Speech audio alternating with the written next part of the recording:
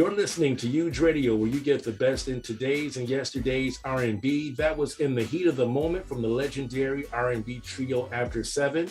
And for the next 4 hours, you'll get the 411 on After 7 like never before. So that being said, ladies and gentlemen, I present to you Kevon Edmonds, Keith Mitchell, and Daniel McLean, aka Young Chocolate, a story for another time. And before we go any further, I want to say we're going to dedicate this feature to the loving memory of Melvin Edmonds. Ladies and gentlemen, I present to you After 7. Hey, what's up, sir? Oh man, you got the best hand, bro. Well, the name of the new CD is called Unfinished Business, and we're going to be featuring selections from that. And also, we want to make it a point to mention that you all have a new single out on the market. It's called No Place Like You. And before we get into that, let everybody know what After 7 has been up to recently. Wow, this is Kevon Edmonds. And well, we've been fortunate enough to be out here on the road, doing some spot dates around the country, various pockets across the country and so on, doing whatever we can do to, to support this brand new single, No Place Like You. We're getting a lot of positive feedback about this record. And I think it has a lot to do with the fact that I think that people maybe get the impression that it's more of the sound of After 7 and what they expect to hear from a group like After 7. So outside of some of the virtual performances we've done here and there, we basically been hitting the road. Everybody really just trying to stay fit, stay busy, stay focused on, really pushing this project, Unfinished Business. All right. Keith, you want to add anything to that? No, I think he covered it all. All right. And what about you, Young Chocolate?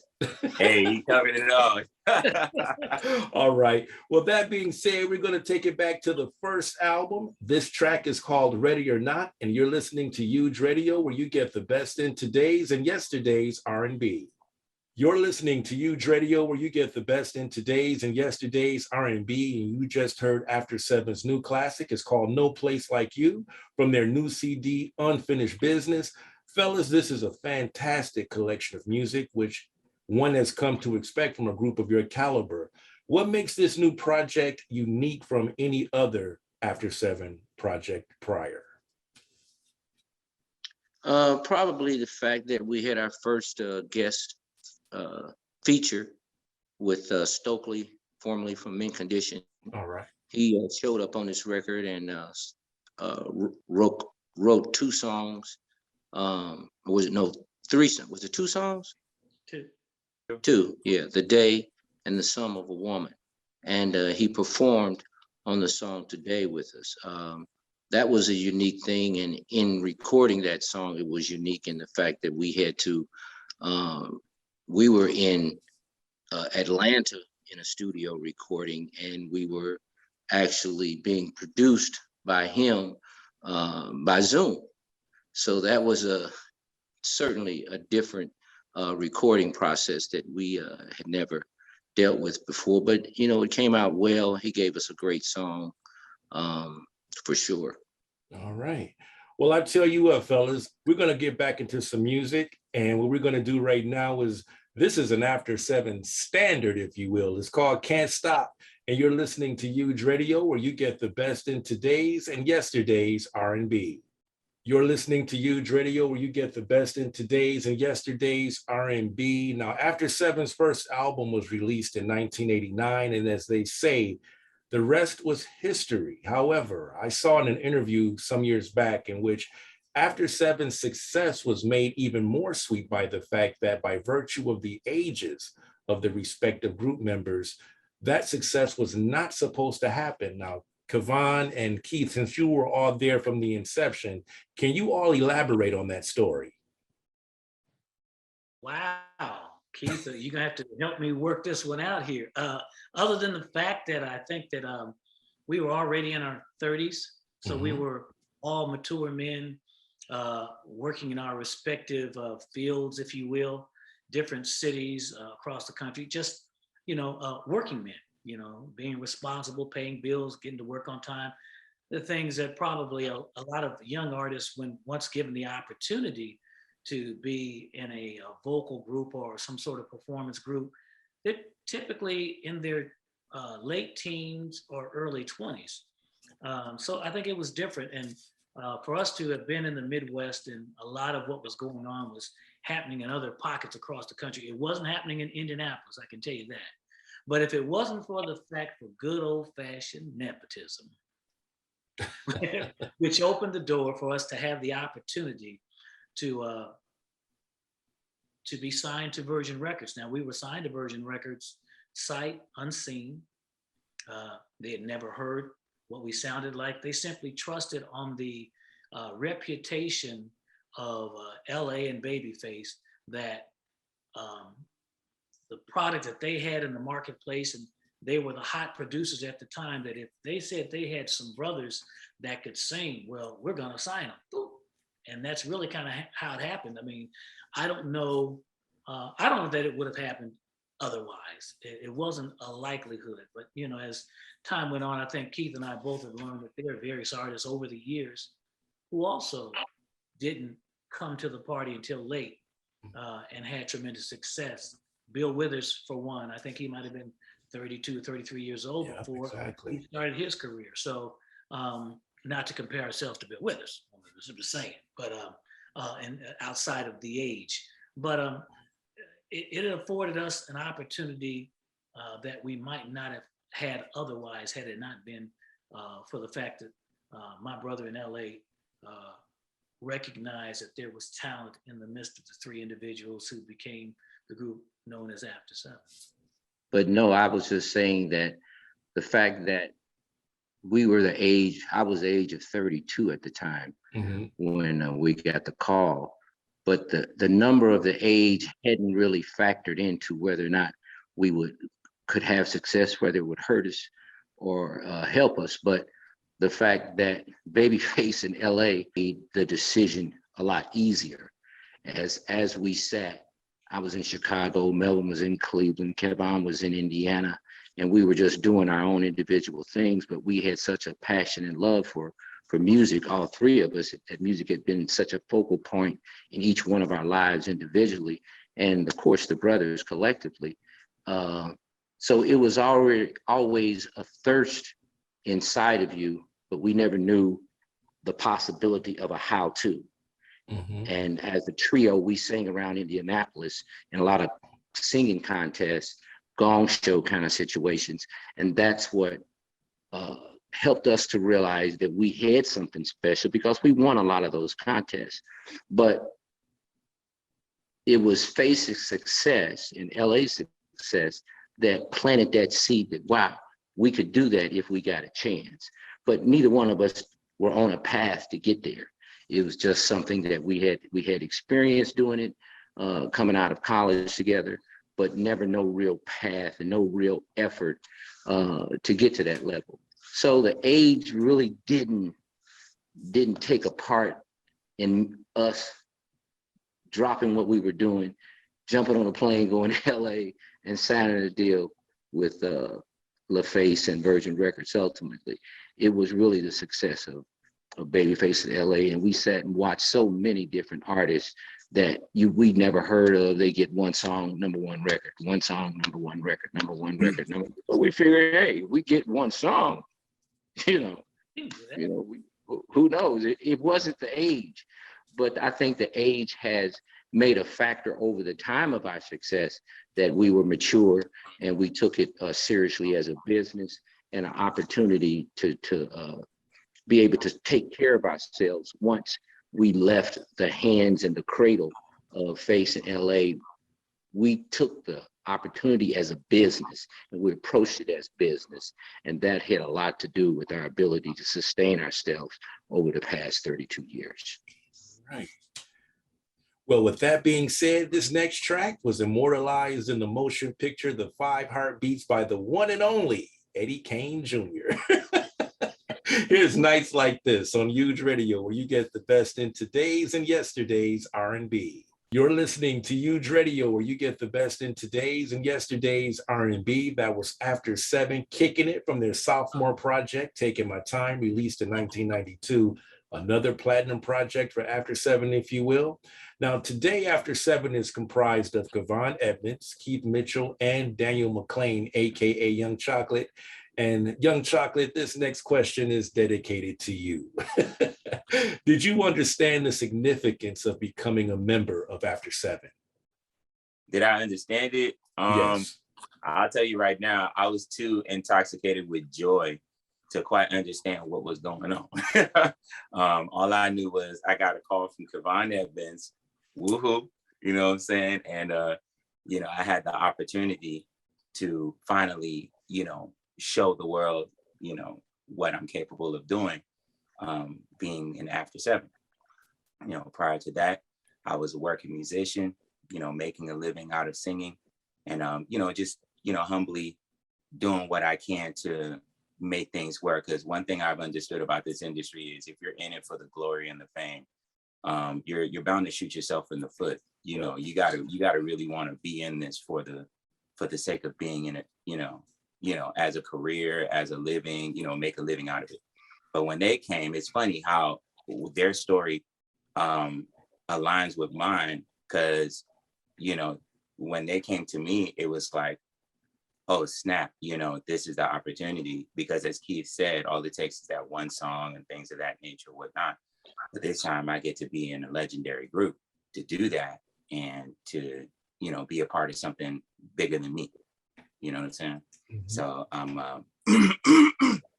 so what do you call it? I embraced it all, you know, got the dance moves down, you know, once we got in the studio, learned some tricks and trades that they gave me, and just kind of, you know, embodied or tried to embody what After Seven was, you know, all about. And from the fan standpoint, want to make sure that they got what they always, you know, expected from After Seven. So, you know, I understood the gravity of the situation, but I was too excited to think too hard about that. You know what I mean? Yeah. So. All right.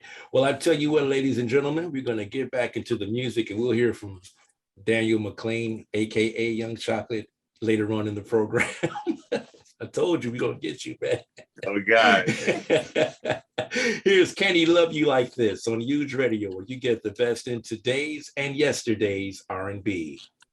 We're back with After Seven, and as we close the previous hour, we closed with the track Baby I'm For Real, Natural High. Fellas, I was most impressed with your rendition of Baby I'm For Real, as it was written by none other than Marvin Gaye, and also because the founding member of the Originals, who first recorded this track in 1969, is the late but still great Freddie Gorman.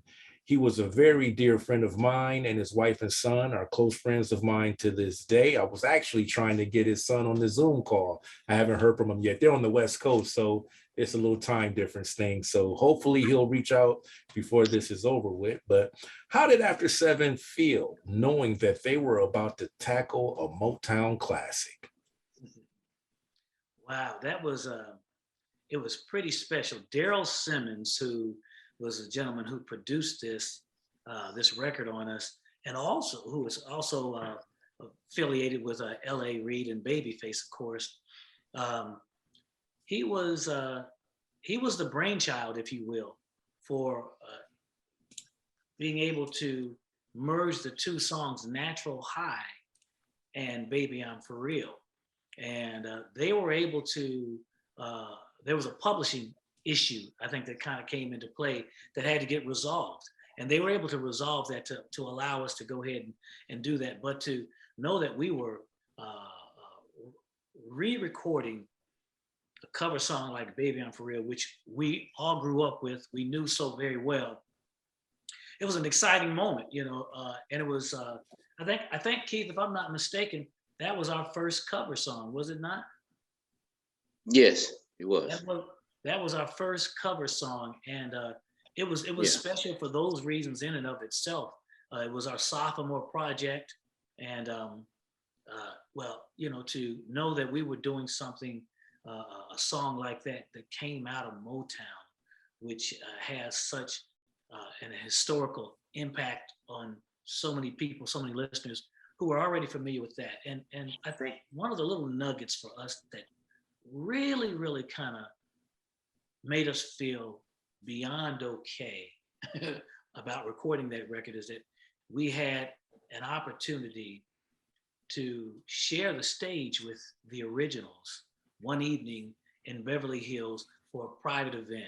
And they performed and we performed, but the best part of it all is that they let us know that they loved the rendition of their song, but they loved the rendition. And I mean, from that is, it didn't matter. It didn't really quite matter what anybody else thought. You know, for us, we did justice to the guys who did it originally, and that they could say, "Hey, they appreciated what we did.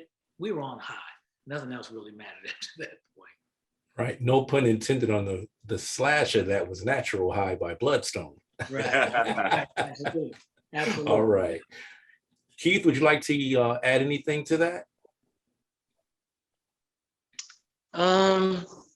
Not really. I think he covered the primary nuances of the song. I think it was the first song that allowed me that. You're breaking up again, Keith. I think your interview. I said that. There you go. I don't have ears. My ear went out on me before this call, so I'm forced to talk through the phone. Okay, that's no problem. Now we can hear you now. So typically I have ears, but I don't have any today. But I was saying the song was the first song that allowed me to participate as a lead vocalist on the record, Baby I'm For Real. And that was a great opportunity, a great part for me to add some contrast to Melvin and Kevon. Right. Well, we're going to get back into the music. We're going to do an album track, though this song should have been a single. It's called Taking My Time, the title track of the CD that came out that particular year. This is another classic from After 7 on Huge Radio, where you get the best in today's and yesterday's R&B. You're listening to Huge Radio, where you get the best in today's and yesterday's R&B. That was After 7, Gonna Love You Right, as we continue. After 7 is going to hang out with us for the next couple of hours, but in total 4. And After 7's next full-length project was released in 1995. Name of that CD was called Reflection. The album was certified gold, though it should have gone platinum, in my opinion. And though no one knew it at the time, this was going to be the last After 7 album for 21 years, aside from a couple of best of packages. How did After 7 feel about what was happening in the music industry during this period? Was it kind of with rap taking off, becoming more mainstream? Did you all feel that this kind of maybe affected sales or anything like that? Wow, I'm sure it did. I mean, it's so interesting, the trajectory of how rap came into the fold. At one point, rappers were really just trying to get a shot at maybe getting a hook, maybe getting on the bridge of R&B music at the time. And then it didn't take long before it turned around. And so now predominantly most of the record turned out to be rap, and the R&B artist, maybe I can get on a hook of a rap song. It just all evolved right before us. But After 7 wasn't, we were basically known as a performing act. We stayed on the road for the most of the time. And so the turnaround to get back into the studio and record again, we weren't really on that rhythm. We were about recording a record, supporting a record, going out there and being in the marketplace in front of our fans, and not doubling back and getting to the studio to make the next record. And that may have been a factor for After 7 in terms of really getting more music out into the marketplace for us. But music was slowly changing, and radio was listening, and we were beginning to understand that there was a change afoot in terms of how R&B was starting to shape up again.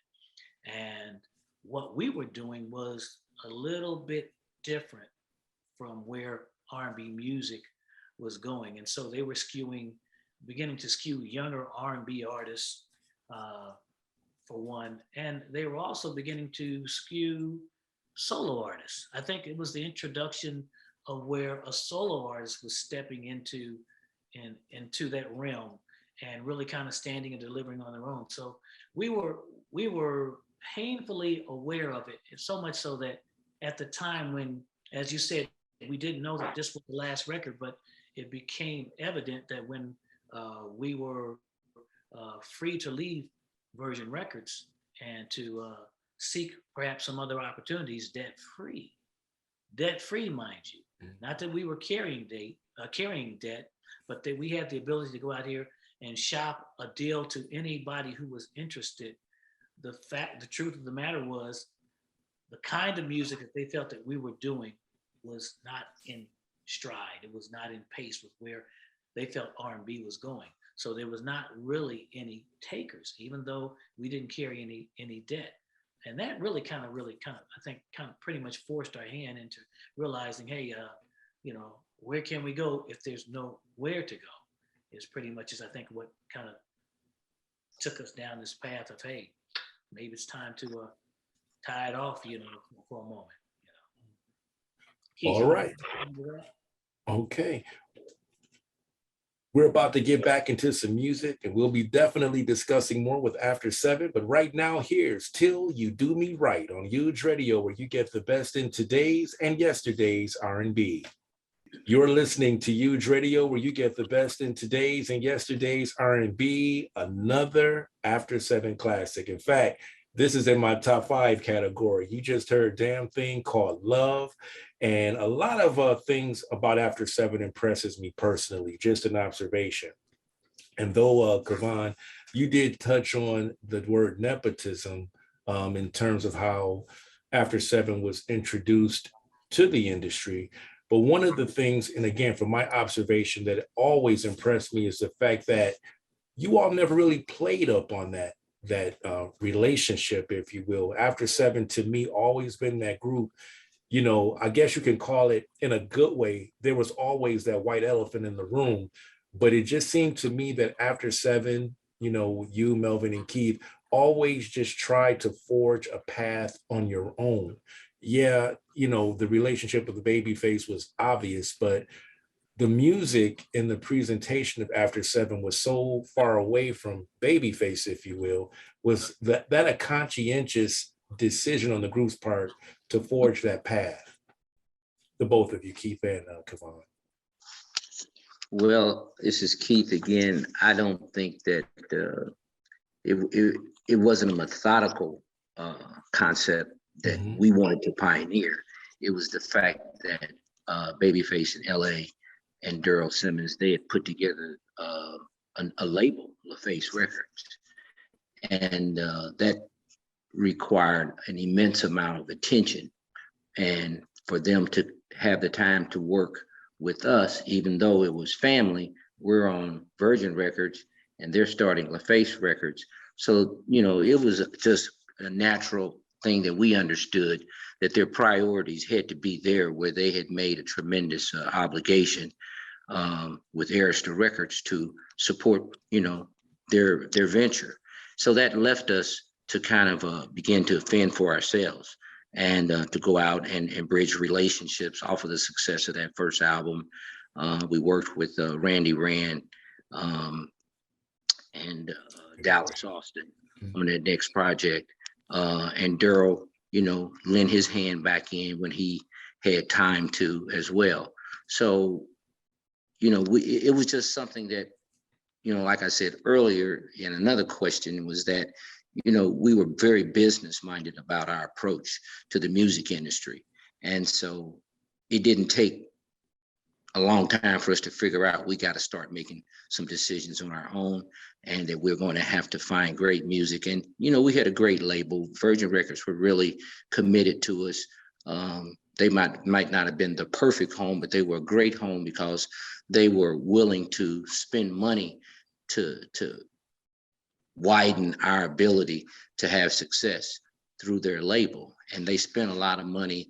They chased a lot of singles, and we were appreciative to that. And I think maybe had we not spent so much time on the road and got back into the studio quicker, even though we may not have had Face in LA on that second record, but had we toured for almost 2 years, 2.5 years off of the first record.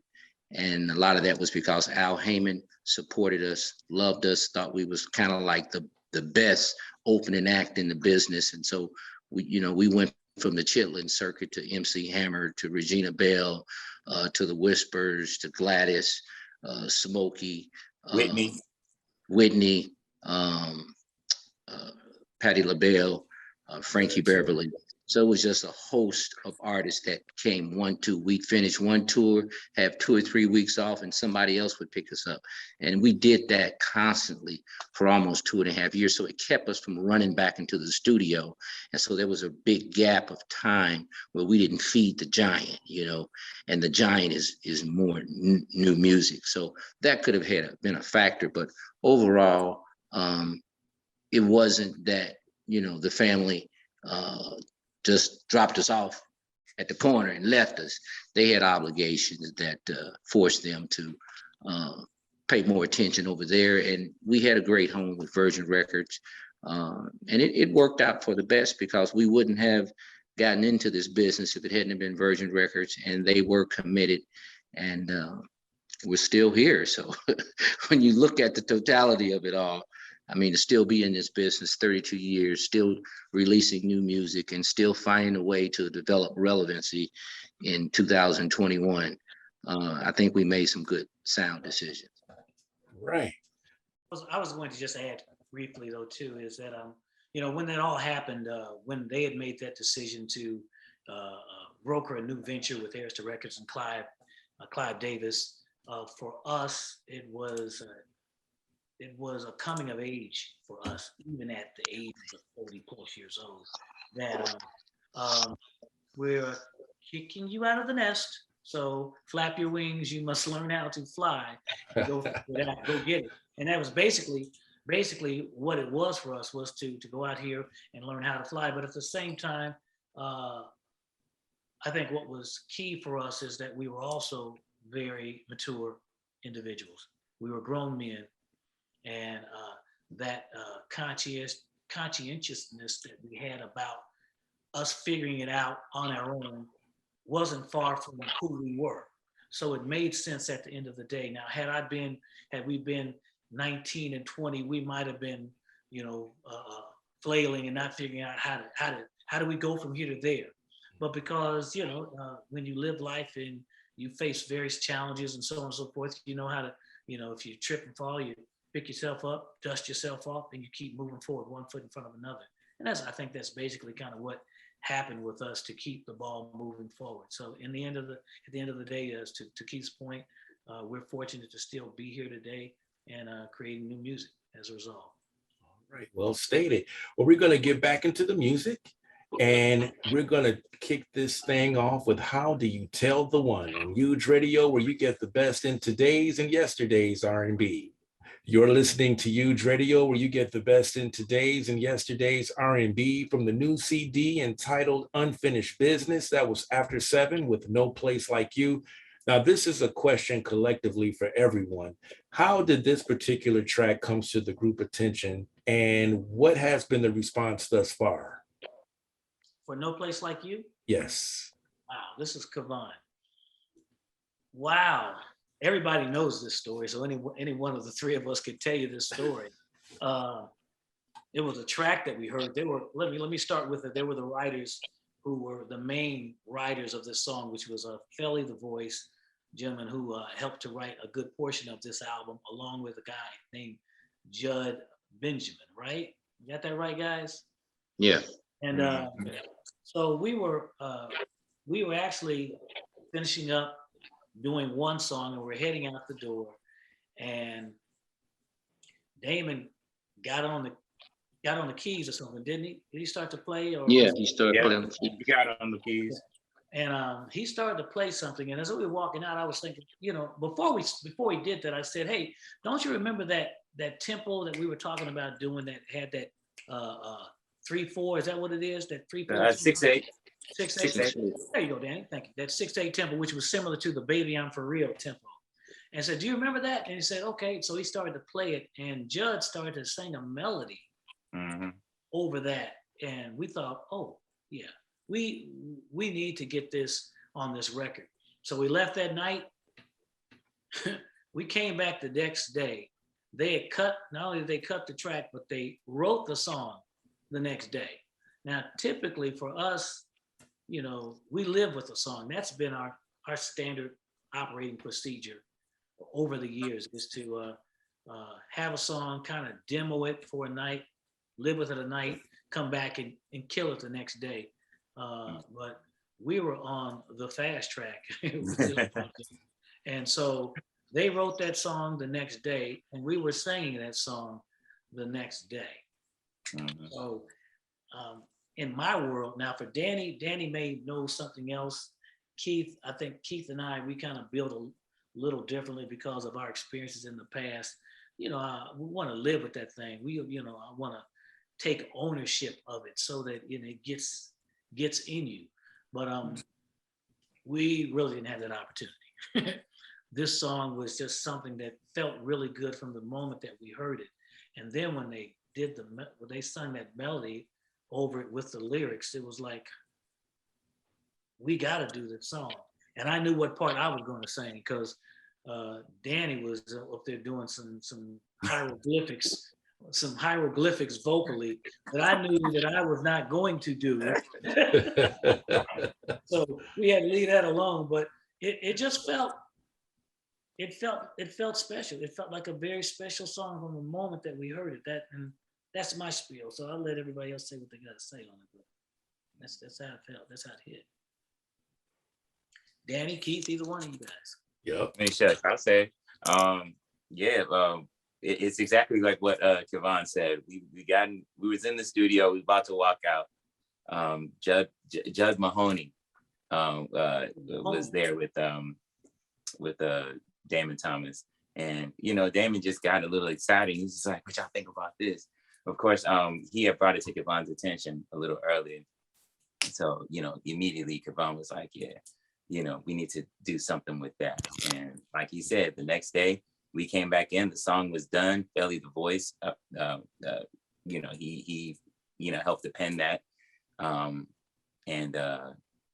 Yeah, we was just excited. I think for me, again, I was still going through the excited phase, you know. I was just kind of, and I'm still excited, but you know, when you're so excited, you got, you know, you're trying to prove something, you know what I'm saying? You know, around these guys who's been in the game for so long, Grammy nominated, Grammy award winning, you know what I mean?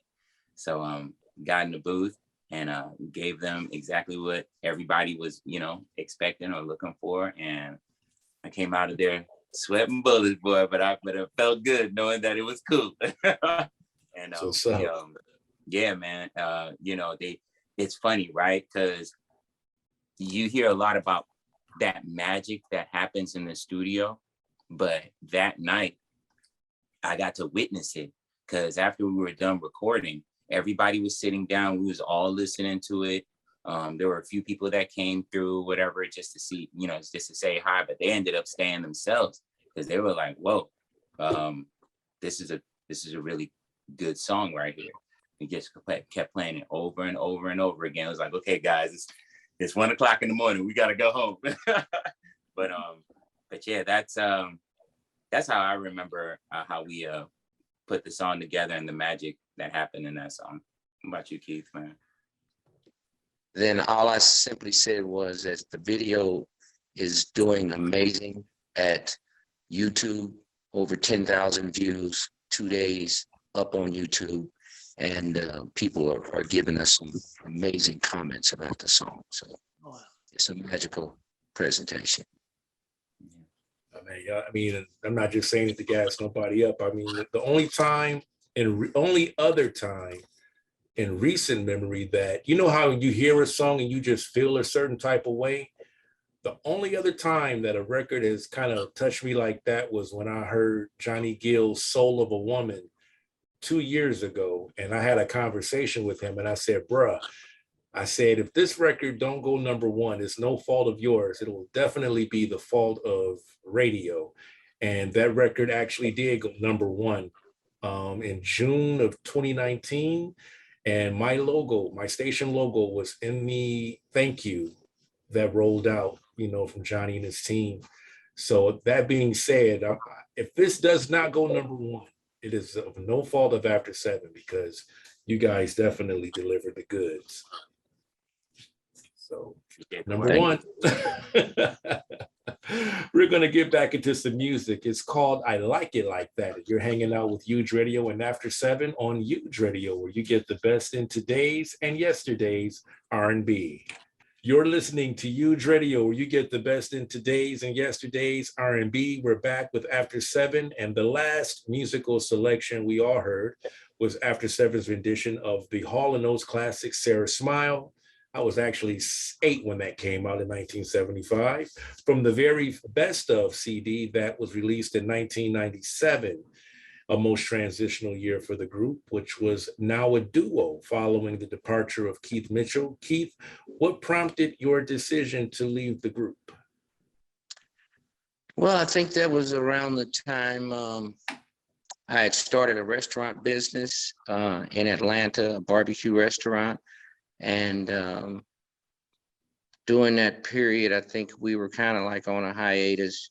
And Kevon and Melvin had decided that they wanted to kind of move in a different way, perhaps. And, and I was basically trying to build the business because the Olympics was coming into town. So my focus was then on that business. But as they moved forward, they went out and seeking a deal, like he was telling you about, how the climate was at that time. And a lot of it is because the direction of our music was trending with what was going on at the time. And so I think ultimately Kevon ended up doing a solo situation. And I just, spent about 6 years in a barbecue restaurant called Smokehouse Ribs. And it was rather successful. I got rave reviews from around the country, from Atlanta Magazine, Atlanta Journal. And I just, entrepreneurship is kind of in my blood. Like now I have a construction company and I'm doing that along with After Seven. So, I just always have been a guy who had his hands stuck in some kind of business, and just happened to be the music business for After Seven. I walked away from pretty successful insurance. I was an insurance salesperson for John Hancock years ago. Just done a lot of things, they say like a jack of all trades, master of none. And I've kind of fulfilled that kind of a aspect in my life about doing a lot of things, trying a lot of things. But it all has worked out, ultimately. I think Kevon found a guy out of, Memphis, Kevon, or was it Tennessee, that took my place for a while. And then eventually he said, you want to come back to the group and do the thing, do it again. And I'm like, yeah. So, it's all good. Right. Kevon, was it a huge transition for you and Melvin to go from a trio to a duo? Yeah, no, because really the bulk of everything that we had done, it was really still done with Keith involved on the project. Really, the only thing that made us duo was the Sarah Smile. I think that's everything else. I think Keith is, if I'm not mistaken, Keith, you're in just about everything else. Yeah. On the record, it was really the Sarah Smile, which was something we were required to do for it was what we were required to do for the very best of project that would allow us to ultimately gain freedom from Virgin Records. Now, as we look back on it, you see things differently than you did when you were in it, right? Mm-hmm. It felt like they weren't getting it, that they didn't understand us, that they didn't X, Y, Z. But when you look back, you realize truly how hard they were working and maybe some things didn't pan out the way that we had hoped, but they were willing to spend the money. But part of spending money is spending money smartly and in the right places at the right time. And so it became more of a challenge for us because it was frustrating. And so there were a lot of contributing factors why it wasn't opening. And to Keith's point, music was trending a different kind of way, and we weren't on that trend. So a lot of those variables, I think, kind of came into play while we were doing that. And to be able to walk away from this situation, we felt little disgruntled. They might have thought, well, they seem a little spoiled, but they'll get it. And while we were able to be set free to go shop another deal, there was no other deal to be had, which kind of moved things along for me in terms of ultimately making a decision to go do a solo record. Right. Okay, well, thanks to the both of you for answering. That was a deep question in itself, and I love the answer. But right now, what we're going to do is get back into some more great music. We're going to go back to the very first album. This is called My Only Woman on Huge Radio, where you get the best in today's and yesterday's R&B. You're listening to Huge Radio, where you get the best in today's and yesterday's R&B. That was Kevon Edmonds, a solo track, 24/7, released in 1999. Kevon, Keith actually mentioned in the last segment about you going solo. Now, for you personally, going from a group situation to a solo situation, was that in itself a big transition for you personally? Yeah, to a degree, it was a challenge in that, for the previous 7 years, there was a stamp put on me that I was part of a group. And I had to try to figure out a way that distinguished me from a group sound that people expected. Even though, I was in a group, I was a lead vocal. I did lead vocals on Heat of the Moment, on Can't Stop. So they were familiar with my sound. How did I find something that would create a departure from what people knew? And I had to I had to figure out a way to change direction, but still be authentically who I was. And that's where 24/7 kind of came in for me. It was just enough, it turned the corner just enough for me to be able to represent myself in a way that was a little bit different from what you heard from me as a group member.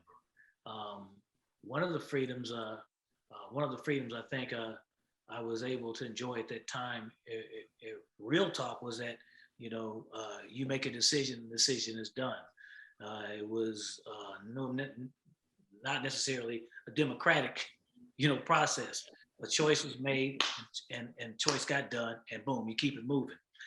You didn't have to bounce it around and try to figure out what felt. Just when I made it the choice to do something, that's how we moved. And that was a freedom that I had not experienced prior to then, which was nice. So we went from there to No Love, 24/7 to No Love. So and still I would work with Daryl Simmons for No Love, but it gave me the opportunity to put a stamp on my sound as an individual in a way that I had not had being with the group. But it was a transition, but it was all worth it, I think, in the end. It really was.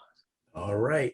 Well, you mentioned the track that we're going to play right now. It's called No Love, I'm Not Used To, and you're listening to Huge Radio, where you get the best in today's and yesterday's R&B. You're listening to Huge Radio, where you get the best in today's and yesterday's R&B. That was A Girl Like You, which was actually kind of a group setting, if you will, featuring the talents of Babyface and Melvin Edmonds. Now, Daniel McClain, AKA Young Chocolate. He's the newest member of After Seven, better known as we mentioned before, Young Chocolate or Dark Chocolate or Sexual Chocolate, whatever you want to use. Y'all want to call me, man. Now, earlier in the feature, man, you gave us an idea of what you were doing, musically before After Seven. But from a personal situation, give listeners a glimpse of what your life was like before the music and obviously before After Seven. Wow. Before the music, before the music, I was in my mama's womb. So once I was born, it was all music. I can't recall a day without music.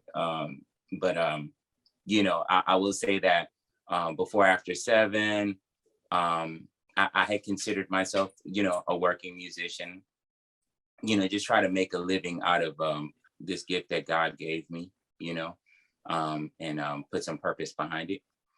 So, you know, I was, you know, in corporate bands, did some writing for Earth, Wind and Fire, did some work for Tyler Perry, did some work for Daryl Simmons. Matter of fact, it was because of the legendary, I call him legendary, Daryl Simmons, that I was even brought to the attention of After Seven. So, you know, big up to him. Thank you so much, sir. And, you know, through me working and having my mindset on delivering and making sure that I brought to the table a sense of integrity with what I do, is the reason why God blessed me enough to even be in the presence of these guys and to be in After Seven. I will at least, you know, from my point of view.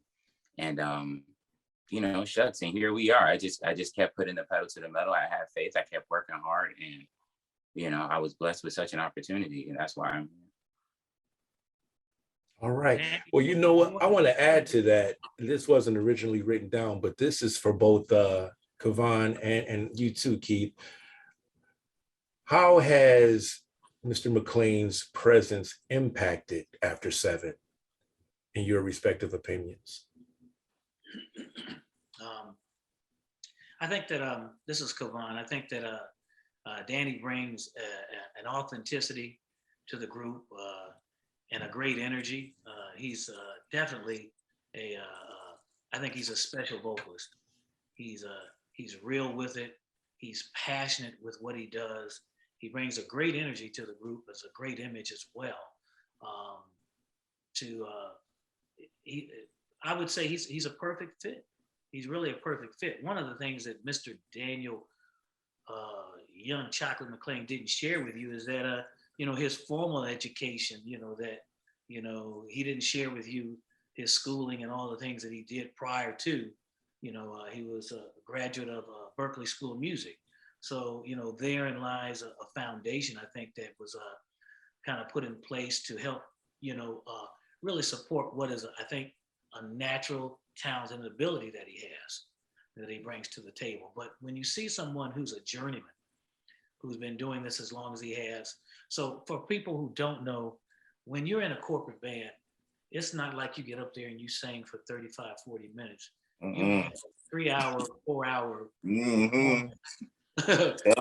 all night long, and then get up and go, and you know, and it's almost, though you may get paid, it's almost a thankless job because you have to put in tremendous amount of time, energy, and effort when you're in a corporate band. So to be able to transition from there and to see the work ethic that I saw that Danny had, the passion that he delivered, his tonality, his desire to listen and take instruction every now and then.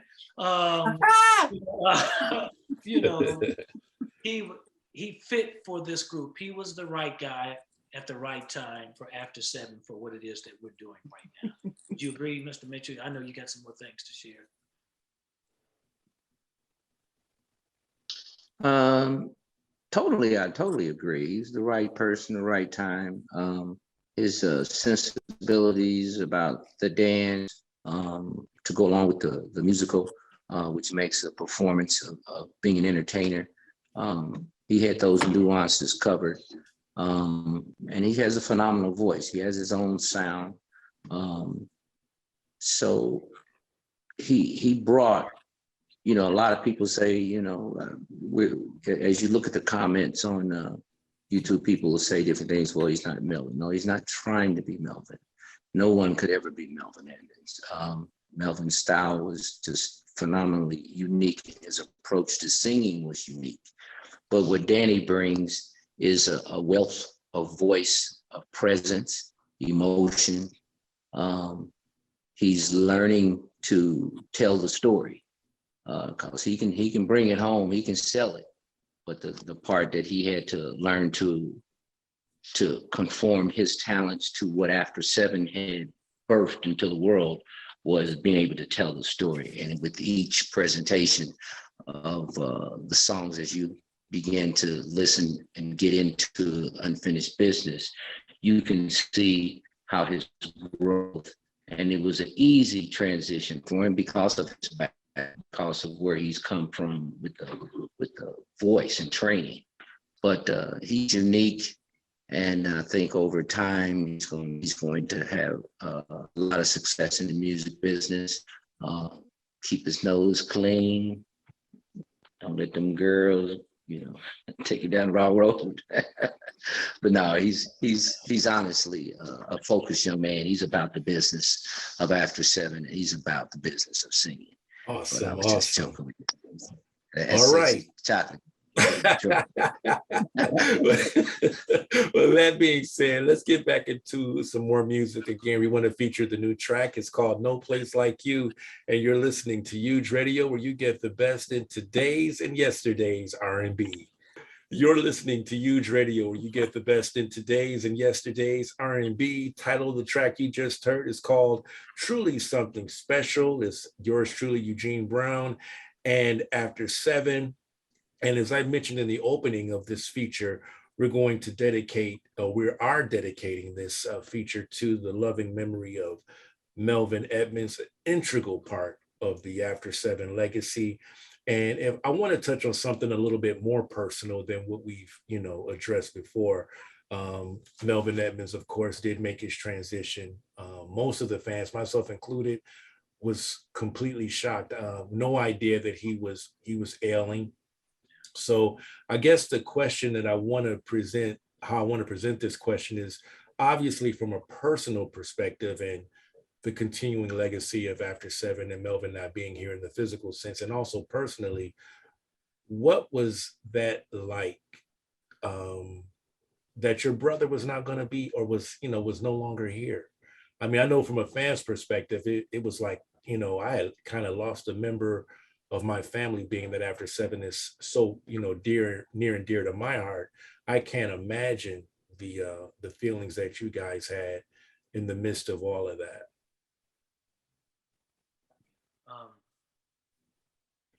Well,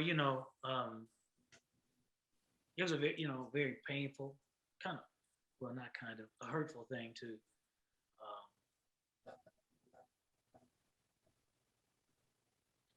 to know that, that he had to leave, that he had to be called home. He called home. Melvin had not been performing with us for a while, so for quite some time before we brought Danny into the group, my nephew, his son Jason, was performing with us. So in a way, we still had family there, which made it, it allowed us to get through, without having Melvin there. But he was always there. Melvin has always been there in spirit.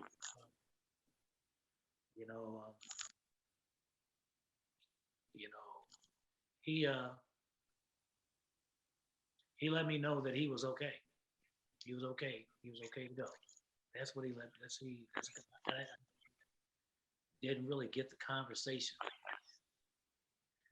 at the time. It didn't really. You can talk to somebody, you have no idea what they mean at the time. It's only in retrospect that you get it. But that's what he was telling me. I didn't get it at the time, but it was just maybe a few days later that my brother passed. But he wanted me to know that he was okay. He was going to be all right. He was accepting this. But Melvin was the one person in our family who really brought live music into our household.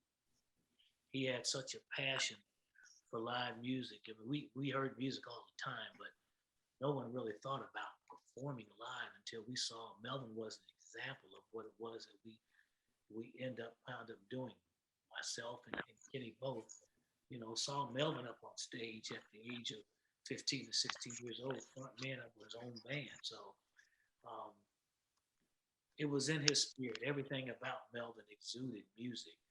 And to know that, we make choices. So, you know, you try to stay healthy as you possibly can. I know that Norman had a lot to do with, I think, smoking cigarettes and so on and so forth. And so, you know, I would just say to everybody, make the right kind of choices. You don't know over time how it will impact you. Um, but what I do know is that every time that we hit the stage, I know that Melvin understood. Uh, he understood that there was time to make some changes here within the organization. He understood that. I thought that I got the impression that he was okay with Danny coming into this organization, and so I know that every time we hit the stage, we're not hitting the stage without him. We hit the stage with him. He is present. His spirit is there. People don't forget, and you'll have these comments. Danny's not alone in regards to well, he's not he's not Melvin. Well, he's not the only one that got that. His son Jason also got he's not Melvin as well. And to Keith's point, you can't replace who Melvin was. You'll never replace him. He was a very unique individual on his own. His approach to how he delivered his music came from deep within his vocals. He was a storyteller. He was a young lady walked up to me the other evening while we were in Atlanta, said he was so reminiscent of a David Ruffin, and that was someone he listened to constantly when we were growing up. So he may have fashioned some of how he delivered his vocals behind a David Ruffin, but whatever it was, Melvin Edmonds was his own man, and it came through time and time again every time he stepped up to the mic, whether that was in the studio or on stage. We do miss him, but he is, trust and believe, he's here with us. Keith, you want to add to that? Yeah. Okay. Melvin was always more comfortable performing whether there was an audience or not. His preference was, give me the microphone. Y'all can go there and talk about this, talk about that, do this, do that. All I want to do is sing. And when he leaves, he leaves. But he was a singer's singer, singing from the heart, singing from the soul. And yes, he spent a lot of time listening to Sam Cooke, Donny Hathaway, David Ruffin for sure. He was an old school vocalist. He grew up idolizing those characters and had mastered some of their skill sets in his approach to what he did as Melvin Edmonds. I think it's funny. I've been around the Edmonds family myself for 30 plus years. And it's kind of crazy how each one of them fell in love with each one of them's voice. I think Babyface was in love with Melvin's voice, and Melvin was in love with Kevon's voice. Kevon was in love with Face's voice. So they covered all the bases within themselves, but they all had something special that they obviously had gotten from their dad, who brought music into the house when they were all kids. Melvin just happened to be at an age to when their father brought that music home. He was old enough to appreciate it and to emulate his dad. And through that, as Kevon said earlier, he brought the vocals into the house that the younger boys got to hear. And I think that's such a unique thing, that they didn't get it from their dad, they got it from Melvin, which makes it a special thing for both Face and for Kevon, to have a love and a respect for what Melvin brought to their lives. There's a story, that we all have, know about. I'm not sure if you do, but Melvin gave his guitar to Babyface. It was a right-handed guitar. Face turned it upside down, played it, and perfected the playing of the guitar. So the love of music was shared from Melvin to Face, and then Face writing songs, they all being in the household. Music was their life. And I'm just privy to stories like that touch me in a special way, because I've seen their talents go from something that you do at home to millions of records being sold. But Melvin's loss to After Seven was tremendous. He was the soul dog, and it's just hard when you lose someone whose passion affects you and affects so many thousands of people in the music that After Seven made and performed. But we'll always miss him. And but as Kevin said earlier, we bring his spirit through the, but we find a way to forge forward. But all right. Well, as long as Huge Radio is here, we're going to do our part to make sure that that brother's legacy continues. Yeah. Brother Daniel, would you like to elaborate and add something to that? Yeah, sure. I will say this: since the King's passing, I made a vow to myself. I don't think I've ever said this to Keith and Kevon, but whenever I go on stage, there's a few people that I'm thanking. That's God, that's my father who recently passed away as well last year, not due to COVID, but just natural causes. But also to Melvin. I know he's standing next to us. I can imagine him in my ear just saying, you better go, you better give it to my brother, you better go. So what do you call it? This is all based on the stories that they've told me about him and how he's always been a passionate individual going on stage, and so I'm like, okay, well, shucks, this is what I need to do. This is, and I'm gonna do it. I'm gonna make him proud. You know what I'm saying? So, that's the mentality that I've always had going on stage since I got into the group to this very day. Every time we go on stage, in my mind, I'm like, he's right next to us, and gonna give it to him. I'm like, yes, sir. That's what's up. All right. Well, I'll tell you what, we're going to take a short break, and when we come back, we're going to hear more of After Seven. But as we said before, we'll continue throughout the rest of this program. This is dedicated to the loving memory of the one and only Melvin Edmonds. You're listening to Huge Radio, where you get the best in today's and yesterday's R&B. You're listening to Huge Radio, where you get the best in today's and yesterday's R&B. As the world was embracing a new millennium, what were the members of After Seven up to during that time frame? It's only been 20 years. Yeah. Could you ask the question once more again, please? Okay. No, as the world was transitioning from the 1900s to the 2000s, the new millennium, obviously things in the music business had, in my opinion, had kind of gone from bad to worse. Right. On a lot of levels, radio, records. It was like the entire industry was in a state of flux. What were the members of After Seven doing during this time of upheaval, if you will? As I can recall, you're making me go back in time.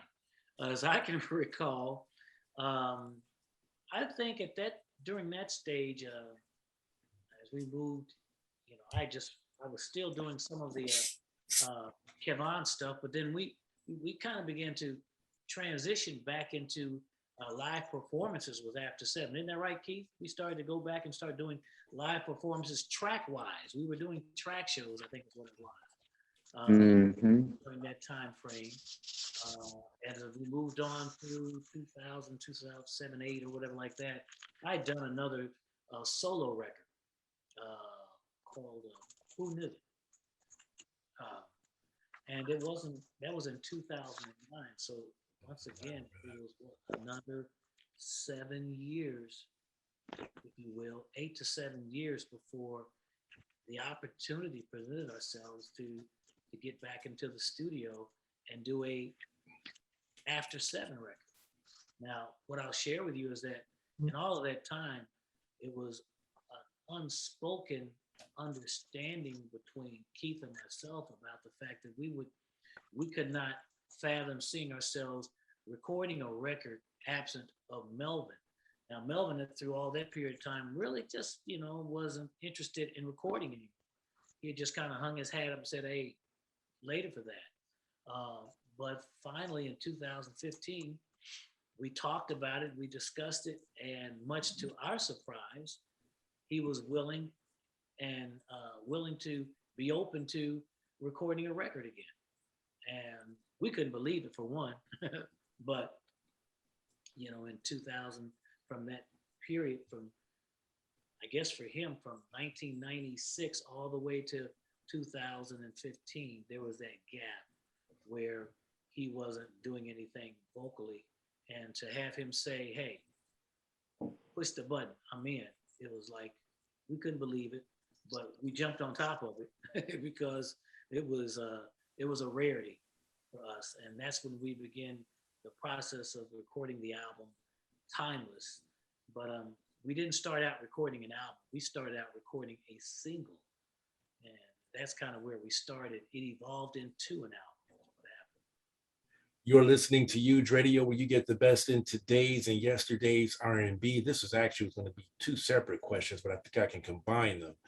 How has the advancement in technology affected After Seven? And that being said, the way that radio has been altered over the last several years, how was that affected or impacted, if you will, After Seven, especially when we talk about radio, the traditional types of radio, satellite radio, and what I'm involved in, which is internet radio? How is this impacted After Seven? Wow. Well, the technology. Let's address that. The technology thing is, I think, and all of this, it impacts everybody who's an artist out here today. Is learning how to utilize the new bells and whistles, if you will. Because like everything, this change is constant. And along with change, you have to learn how to get on the horse again, because it's always evolving. And you have to be prepared to pivot, if you will, in order to remain relevant, to have some sort of significance in the music industry today, especially for groups that are like us, who've come from the 80s, 90s, and so on and so forth. If you aren't keeping stride with what the changes are in music today, chances are you get left behind. But music today encompasses so much more than just the music. If you want to have relevance and any type of significance, you have to learn how to utilize all the other various components in order to have a presence at radio on the various platforms that now exist today. So back when we were doing this, it was radio, just radio. You didn't have all these other options. There was a time where, before they came out, I'm getting ready to age myself, before they came out with the Walkman, anything that you heard, you had to hear it out. You couldn't have it for your own personal listening until they came out with the Walkman that allowed you to hear the music you wanted to hear without everybody in the world hearing it at the same time. Mm-hmm. Radio happened for everybody. If you were on the radio, it happened across the board, across the country, all at the same time. So if you had a record, it was happening pretty much all at the same time. All radio kind of pretty much knew what was happening. Either they came on late or they came early, but they were all on the same page pretty much. And so when you had a hot record, it was the entire country was pushing that record. And everybody pretty much, that was the platform by which you heard music. There wasn't any place else that you went to go hear music. Now we have so many various other platforms, be that internet, satellite, terrestrial radio. These are all different new platforms that enable every listener to pick and choose what they want to hear, what their playlists are. It has become so diverse, and in ways it can be very beneficial to you if you are relevant, if you have a certain amount of significance. It can be everything in the world, or it can also leave you behind depending upon how hot your music may or may not be. So it's a great thing because what you're doing is giving the listener a full menu, if you will, finally for the first time, to pick and choose and select what it is they want to hear, the way they want to hear it, how they want to hear it. When once upon a time they didn't have that choice. Everybody had to hear the same thing at the same time, or you didn't hear anything. Today it's different, and I think that bodes well for independent artists who oftentimes wouldn't get the opportunity to have their music heard. Now they've got venues, they've got avenues that they didn't have before that allows their music to be heard. So we're in that pot. We're in that same pot with everybody else right now. And so all we can do is do what we know to do, and that is keep your nose to the grindstone, continue to believe in creating the kind of music that tells a story about love, life, and relationships. I don't think we're ever going to step off of that, and if somewhere in this country, around the world, that's going to resonate. That is our handle. You can expect that that's what we're going to sing about all the time. We're going to tell you the story about love and life relationships, no matter where we go. We could be in China, we could be in Tokyo, Australia, UK, Africa, wherever it is. That's what we get to do. But because of all these new platforms, our music has the opportunity to reach so many more people. All right. Daniel, would you like to add anything to that? I'd like to ask if you can repeat that question, please. No, I was just asking what, when you look at the industry, the advancements in technology, and how do you think that has impacted After Seven, especially now that you have so many avenues available to you in which you can present your music? How has it affected After Seven? It's affected After Seven in a positive way.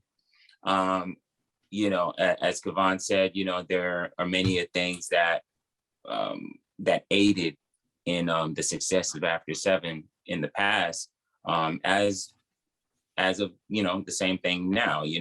Whereas of course we all have to move with the times in order to be successful, but we've got social media to help. Now, granted, a lot of the fans that grew up with 90s R&B, grew up listening to radio. So those same fans are looking to hear their music, their favorite artists on the radio, which is what After Seven has been blessed with doing to this day. So it wasn't a matter of ditching one to absorb another. It was a matter of marrying the two, which is, still embracing radio, for those that were fans of After Seven from the past, but also embracing social media for those who are the new fans of After Seven. You got to tie the two together in order to win. And, it's working great. Like they said, you go to our YouTube, thousands of listeners, thousands of views, everybody's giving their input and how much they love what we're doing. And you just can't deny it. But one thing's for sure, if you don't move with the times, you get left behind. Right. So, but I'm just, it's genius in a sense to how After Seven has been marrying the two, with the radio and social media. Yeah. You're listening to Huge Radio, where you get the best in today's and yesterday's R&B. 2016 saw the release of Timeless, the first After Seven album in 21 years.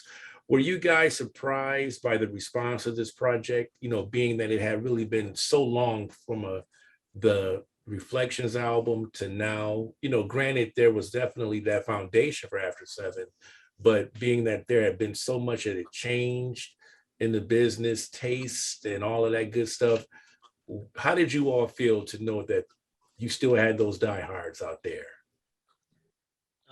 Okay, I'm sorry to ask you that question again, but are you speaking for the Unfinished Business? Is that No, the Timeless. The Timeless. Okay, yeah, wow, it was a shock. Let me tell you, it was a shock to know that there were still fans out there that had a love and appreciation for After Seven. Um, it was a shock to us as the members of After Seven, to go into the studio and to record the first song that we created, or that was created. My brother Face wrote the song "I Want You," and so there was myself, Keith, Melvin, but we also brought Jason into the fold as well. So we went to the studio, we recorded that record. We didn't know. We were just doing what we thought we needed to do to create a single, right? Mhm. And after we recorded it, we let our guy, Paul Booten, who is mix engineer, go ahead and mix it. And he said, okay, guys, come on back in. I want you to take a listen. And when he played the record, we all were taken aback because everybody's mouths just dropped because we couldn't believe that we still sounded like we had the sound of After Seven intact after this many years. And so like, who does it? How does that happen? But we looked around because we were amazed. We just couldn't believe that, with everything, with all the time that had passed, someone's got their mic open, Jamel, perhaps. Yeah, I muted. Okay. um, we were just blown away. We were just blown away that we could still create a sound, if you will, that was still intact, that sounded every bit the sound that After Seven was when we left so many years ago. So to have that happen and to know that there was a fan base who was still interested in hearing a group that had not been around recording anything in over 20 years, it was phenomenal. It was an awesome feeling to know that we could come back on the scene and feel like we hadn't left. And that not only that, to garner 5 top 10 singles off the Timeless album was a huge, I think we felt it was a huge statement about who we were as artists and what our music was saying, and the fact that there were still people out there who had an appreciation for the work, for what it was that we do. So, Keith, you want to add to that? Daniel, you want to add to that? He covered it. Yeah. Okay. Now I heard what Keith said too. I'll just say that we're both saying that Kevon covered it. Oh, okay. All right. Well, this is the final question.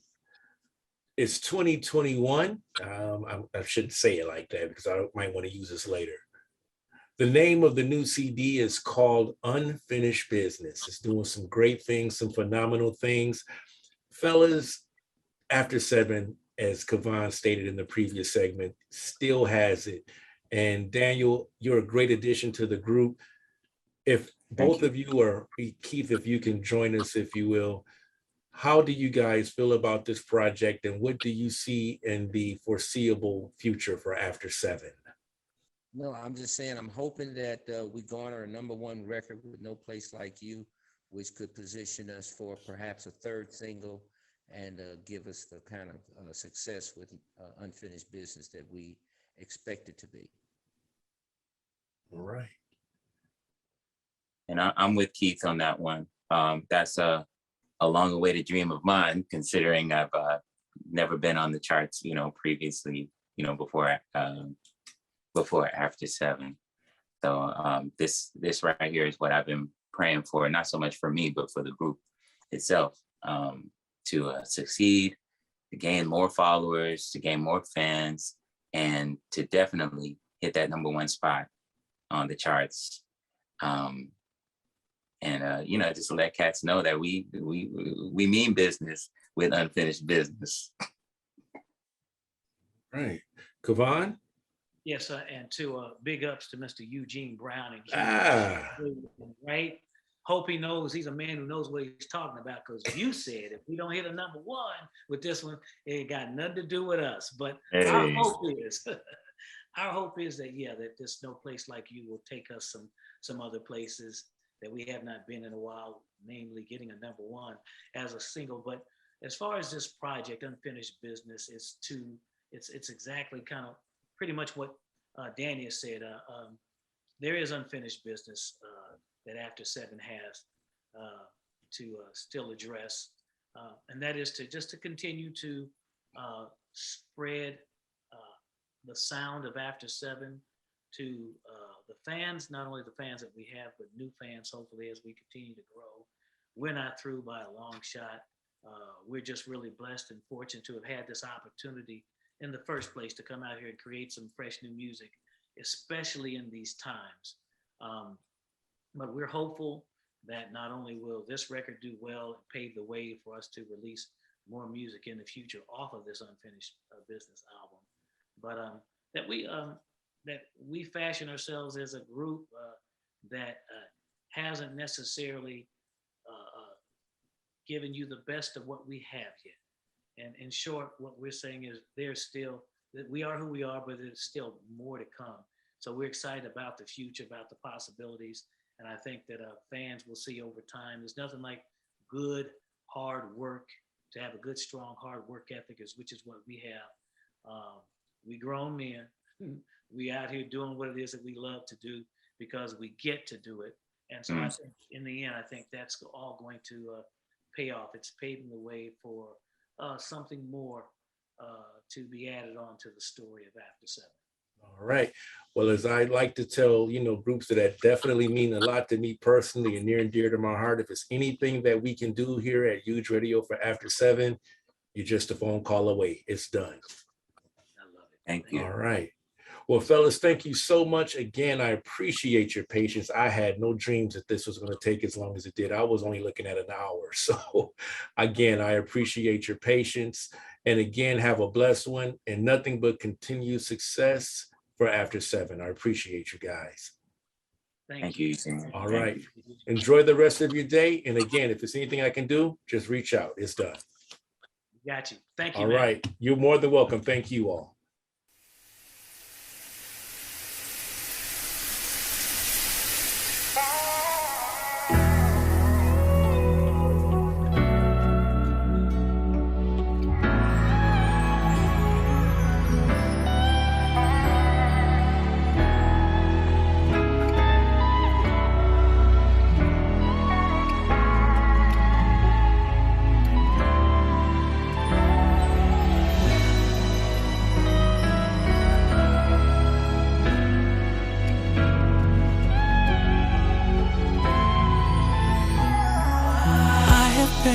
On every type of aeroplane that's touched the sky, I've seen the world a million times before. I've taken trips on a whim, been to paradise and back again, had everything a man could ask for. I've been to Italy, drinking wine alone. I've even seen the views from the Great China Wall. But these experiences, they all seem dull, 'cause there's something missing in every place that I go. How the hell was I supposed to know that when they said there ain't no place like home, they meant you, babe? And when I'm in my own bed, if you ain't there, it still feels wrong. Found out the hard way.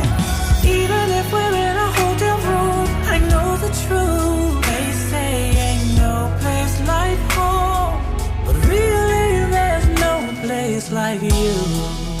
Built a house brick by brick, put all of the nicest furniture inside of it. Oh, Walk through marble floors, walk through custom doors, feng shui like a sensei, I must admit. The kind of design you would only find in Rome, with the welcome mat at the front door. You would think it's the house of my dreams, but what good is building a castle if you have no queen? How the hell was I supposed to know that when they said there ain't no place like home, they meant you, babe?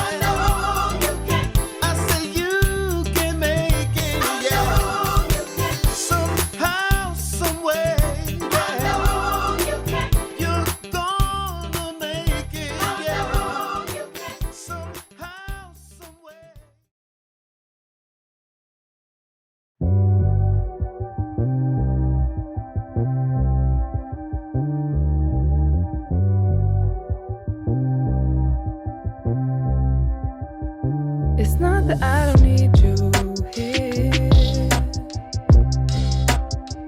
but you're more than what I'm wanting. In my heart, it don't feel like this often, 'cause I love when you're around, boy. Are we keeping secrets on the low? Tell me, 'cause I need to know. Ain't no fire without smoke. Tell me, 'cause I need to know. Need to know. When I'm feeling down, you hit me on my phone, you make me feel alive. Feeling something in your energy, I couldn't turn away. Like, oh, pull up. I don't wanna say it, but I'm getting caught up. I've been trying to hear what you wanna call us. Baby, can you tell me how you feel about us? I always call you late at night. I want you by the phone when things ain't right. Other guys don't feel my vibe. So tell me, are you here tonight? Here tonight. Don't be shy. No more. No, don't you hide. No more. Are we keeping secrets on the low? Tell me, 'cause I need to know. Ain't no fire without smoke. Tell me, 'cause I need to know. Need to know.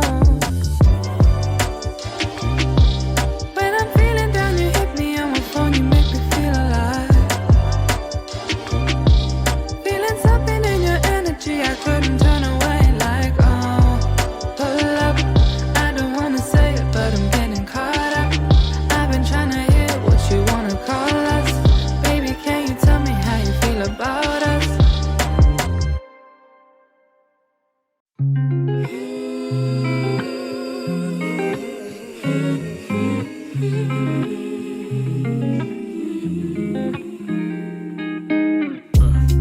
Give me something I could vibe with. Big eyes, thick thighs, something I could ride with. 509 is the side I reside in. Swear her DMs ain't the only thing I slide in. Confide in me and put your pride in me. Got no band-aid on my face, but you could ride with me. I'm a lunatic and that's fine with me. I close my eyes when I kiss, love is blind to me. Imagination is a fragrance that my soul loves to smell. Painting pictures with my words and scaring birds when I yell. A monster's how I feel, not how it felt when I fell. Fell down a flight of steps and bruised my tailbone to hell. I'm on the come up.